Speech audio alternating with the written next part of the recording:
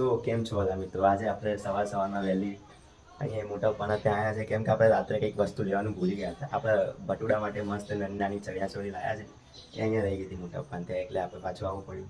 હવે લઈ લીધી છે, હવે જઈશું આપણે કોલેજ, પછી કોલેજથી ઘરે ને પછી આજે તો પહેલું નહોતું છે, એટલે નવરાત્રિના કંઈક જોઈએ હવે માતાજી કરે પાસનું રેટિંગ તો જઈશું.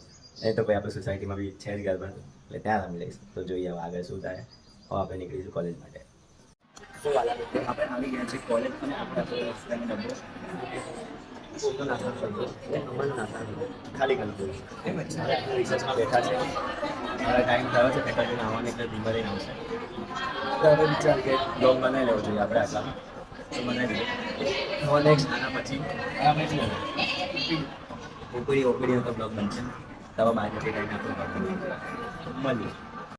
સો મિત્રજનો, કોલેજનો ટાઈમ પતી ગયો છે, હવે આપણે નીકળી ચૂક્યા છે ઘર જવા માટે. હું અને દાવા આજે મને બસ સ્ટેન્ડે ઉતારશે BRTS ને, પછી ત્યાંથી આપણે જઈશું ઘરે.